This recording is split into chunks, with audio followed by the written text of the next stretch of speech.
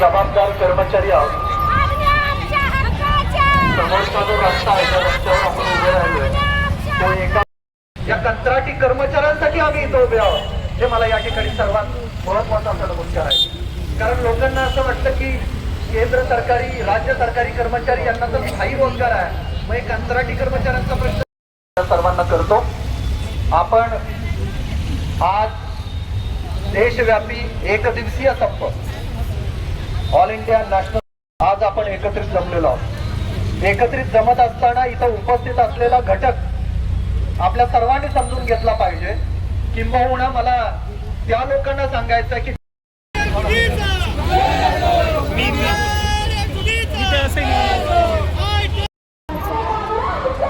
आज 12 फेब्रुवारी 1926 रोजी पूर्ण राष्ट्रीय 11 संघटनांनी पूर्ण संपावर गेलेले आहेत आणि त्याचबरोबर महाराष्ट्रात पूर्ण राज्य शासकीय कर्मचारी धरणे आंदोलन सत्याग्रह म्हणून 2 तास प्रत्येक जिल्हाधिकारी कार्यालयासमोर केलेलं आहे. त्यावर बघितलं की संघटनांची गळचेपी करणे, त्यानंतर सत्तेवर येण्यापूर्वी जी संघटनांना आश्वासनं दिली होती त्या आश्वासनं कुठलंही पालन न करणं, संघटना संपवण्याचा घाट घालणं आणि हे घाट घालत असताना आतूनच कर्मचाऱ्यांचे आज बघितलं तर सुशिक्षित बेरोजगारी वाढलेली आहे, भरती होत नाही, अनुकंपासारखा विषय आहे की त्या अनुकंपाचं पूर्ण केलेलं जात नाही, पेन्शनसारखा जिव्हाळ्याचा मुद्दा आहे जो कायद्यानं तरतुदी आहे मात्र कायदेही तरतूद असताना सुद्धा हे सोडून देणं की त्या कर्मचाऱ्यांच्या फटाफूट करणं. त्याचबरोबर ह्या सगळ्या मागण्या असताना इतर 18 मागण्या आहेत.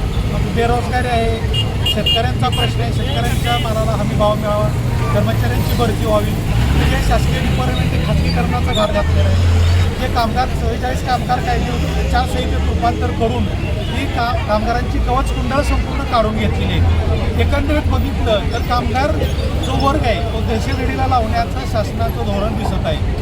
इथे जर धोरण शासनाने माघारी घेत नाही तर कामगार कामगार सर्वेकडे दुर्लक्ष करून कामगार खच्चीकरण करण्याचा जर घाट घातला असेल तर ह्या गोष्टीला कुठेतरी शासनाला विचार करणं गरजेचं आहे.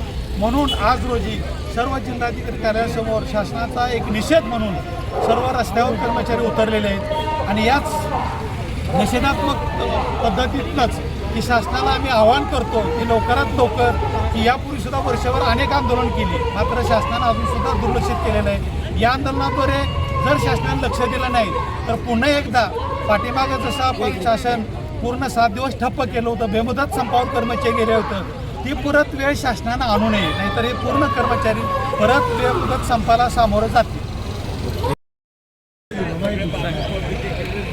खरं तर नेहमी केवळ सरकारी कर्मचारी रस्त्यावर उतरतो असं एकंदरीत चित्र आपण पाहत असतो, परंतु यावेळी केवळ सरकारी आणि निमसरकारी कर्मचारीच उतरला नाही तर या देशातला संपूर्ण कष्टकरी कामगार आता रस्त्यावर उतरला आहे. हा देशातला कष्टकरी कामगार रस्त्यावर का उतरला याचा एक प्रकारे मागोवा याचा एक विचार या केंद्र सरकार आणि सर्व राज्य सरकारांनी करणं अत्यंत महत्त्वाचं आहे. या राज्यातला आणि केंद्रातला कर्मचारी कष्टकरी कामगार रस्त्यावर उतरला कारण त्याची गळचेपी करण्याचं धोरण आता सरकारनं सुरू केलेलं आहे. या देशामध्ये ज्या कामगार संहिता आणल्या त्या कामगारांना त्यांच्या स्वातंत्र्य हिरावून घेण्यापासून यांना रोखण्याचा एक डाव या सरकारच्या तर्फे केला जातो. त्याच्या विरोधात हा कष्टकरी समाज आता रस्त्यावर उतरलेला आहे. कुठल्याही नागरिकाला स्थायी स्वरूपाचा रोजगारच मिळू नये अशा पद्धतीची व्यवस्था सद्यस्थितीमध्ये सरकारने निर्माण केलेली आहे. कारण रस्त्यावर जर कामगार कर्मचारी उतरून द्यायचा नसेल तर त्यांना कायमस्वरूपी अस्थायी ठेवा आणि त्यांना स्थायी रोजगार मिळूनच देऊ नका अशा पद्धतीचं एक षडयंत्र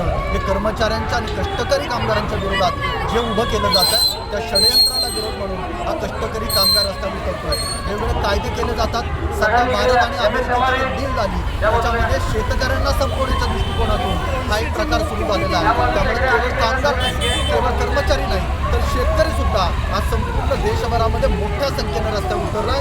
आज देशभरामध्ये 1 दिवसांचा संप यशस्वीरित्या हे कामगार कर्मचारी शेतकरी पूर्ण करतील आणि शासनाला आपली ताकद दाखवून देतील एवढा विश्वास या निमित्ताने निश्चितपणे व्यक्त करतो.